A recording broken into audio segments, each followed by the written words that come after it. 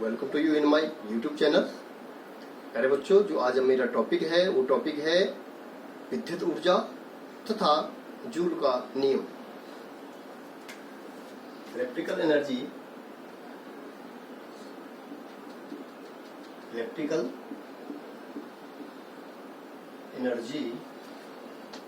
And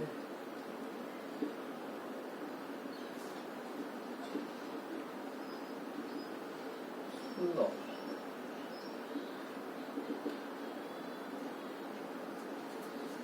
electrical energy और joule का नियम।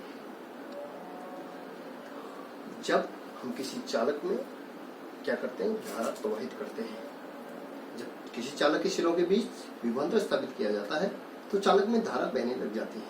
तो चालक में धारा बहने के कारण उसमें क्या होती है, चालक में ऊष्मा उत्पन्न हो जाती है। यही ऊष्मा हमारी क्या कहलाती है, जो जिस ऊर्जा के रूप में ऊष्मा जो है, ऊर्जा के रूप में जो हमें प्राप्त होती है, ऊष्मा प्राप्त होती है, वही क्या कहलाता है, आपका विद्युत ऊर्जा कहलाता है। इसको हम इस तरीके से समझेंगे। चालक तार है, ये हमने इस पे एम्पियर लगा रखा है ए, और इस तरीके से हमने इस चालक तार पे बैटरी जोड़ दी। ठीक है, यहाँ पे हमने यहाँ पे स्विच लगा रखा है। ठीक है, और इस तरीके से चालक तार है।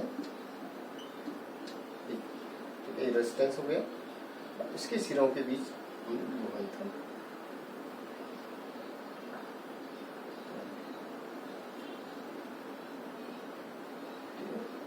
धारा को दिखा रहा है, धारा एम्पियर हो गया। तो जब किसी चालक तार के सिरों के बीच क्या जोड़ा जाता है, विभवांतर स्थापित किया जाता है। ये है, ये हमने ऑन कर दी कुंजी। तो जब किसी चालक के सिरों के बीच विभवांतर स्थापित किया जाता है तो चालक तार में धारा बहने लग जाती है। तो धारा बहने के कारण चालक तार में क्या हो जाती है, ऊष्मा उत्पन्न हो जाती है। ठीक है, तो इसको कहेंगे हम, क्या कहेंगे, विद्युत ऊर्जा कहते हैं, या इसको कहेंगे जूल ऊष्मा भी कहते हैं। जूल ऊष्मा मतलब चालक तार में धारा प्रवाहित होने के कारण चालक तार में ऊष्मा उत्पन्न हो जाना। जो ये घटना है, जब किसी चालक तार में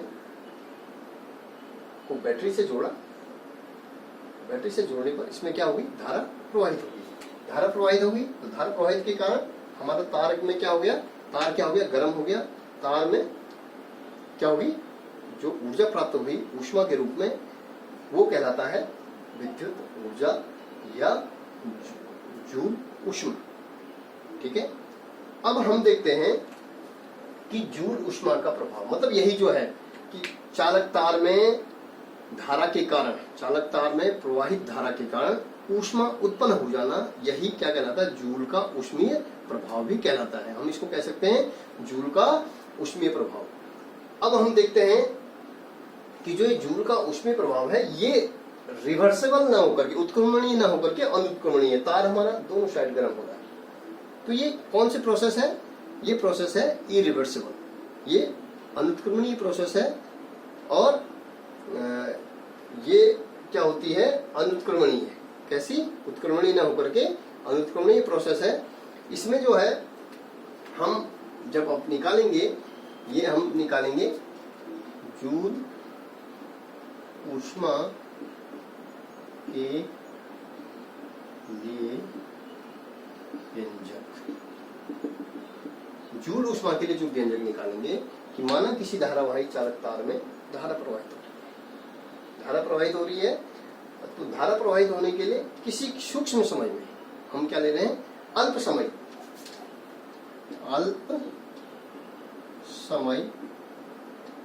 डेल्टा टी में तार में प्रवाहित आवेश डेल्टा क्यू। ठीक है, तो यहां पे हम निकालेंगे, यहां पे हमने निकालना है अल्प समय में, अल्प समय में, अल्प समय कितना, डेल्टा टी में बैटरी के द्वारा किया गया कार्य होगा वो कार्य भी क्या होगा, सूक्ष्म। चूंकि हम समय क्या ले रहे हैं, सूक्ष्म समय में जो चालक तार है उस चालक तार में जो आवेश का प्रभाव हुआ वो डेल्टा क्यू हुआ, तो बैटरी के जो कार्य हो रहा है वो क्या हो रहा है, डेल्टा डब्लू। और इसको हम लिख सकते हैं, चूंकि किसके अनुसार हमने इसके बीच विभवांतर स्थापित करा, तो V बराबर डब्लू बटे क्यू, इसलिए डब्लू बराबर V क्यू हम लिख सकते हैं। तो चूंकि कार्य डेल्टा डब्लू हुआ तो ये हो जाएगा V इंटू डेल्टा क्यू। ठीक है। अब इस चालक तार में T समय में प्रवाहित होने वाली धारा, चालक तार में T समय में प्रवाहित होने वाली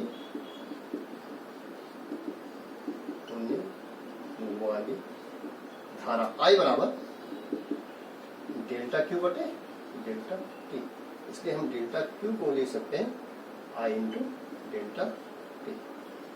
यहाँ पे लिख सकते हैं, इस वैल्यू को हम कहाँ पर रख देंगे, यहाँ पे रख देंगे। तो ये डेल्टा डब्लू बराबर हो जाएगा V R into delta T. ये हमारा जो है अल्प समय में चालक तार में किया गया जो कार्य हो गया, सूक्ष्म कार्य, वो डेल्टा टी हुआ। अब चूंकि हमारे पास जो है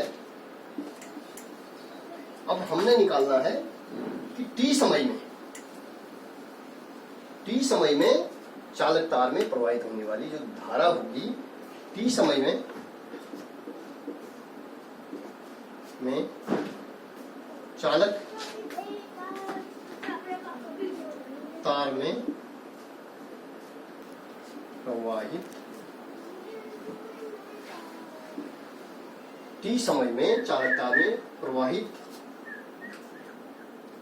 चालक तार में धारा प्रवाहित होने में बैटरी द्वारा किया गया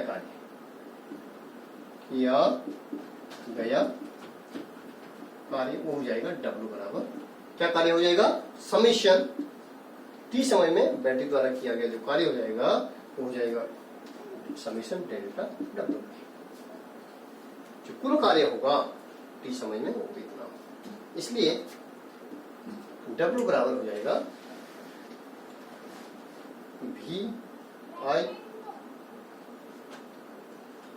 इंटू डेल्टा, ये हो जाएगा V I T। अब चूंकि हम देखते हैं ये हो जाएगा V I T। अब ओम के नियमानुसार हम देखते हैं, ये हमारा प्रतिरोध लगा हुआ है कि ओम का नियम क्या कहता है, किसी चालक तार में के सिरों के बीच जब विभवांतर स्थापित किया जा रहा है तो चालक तार में धारा उत्पन्न होती है, तो V प्रोपोर्शनल टू I के, तो जो V बराबर क्या हो जाएगा I R according to Ohm's law. ये किसके अनुसार, अकॉर्डिंग टू ओम्स लॉ ये होता है V बराबर I R। अब हम इस वैल्यू को यहां पर रख देंगे, तो W बराबर V की जगह पे हम रख देंगे I R into I into T, तो ये हो जाएगा I स्क्वायर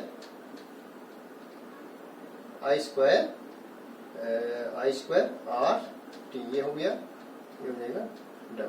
तो यही जो है चालक तार में जो ऊष्मीय ऊर्जा है, यही जो है हमारी क्या होगी, ऊष्मीय ऊर्जा के रूप में W बराबर हो जाएगा I स्क्वायर R टी। या हम इसको और तरीके से लिख सकते हैं, इसको लिख सकते हैं V बराबर I R, इसलिए R को हम लिख सकते हैं V अपॉन I, R को हम लिख सकते हैं V अपॉन I। यहाँ पे वैल्यू रखेंगे तो ये हो जाएगा I स्क्वायर इंटू R की जगह पे हमने V upon I into T, तो I से I कैंसिल, तो ये हो जाएगा I V टी। ये हमारा हो जाएगा I VT। तो इस तरीके से हम जो है इसको लिख सकते हैं। जब किसी चालक तार में धारा प्रवाहित की जाती है तो धारा प्रवाहित करने पर चालक तार में विभवांतर स्थापित करने पर चालक तार में धारा प्रवाहित हो जाती है।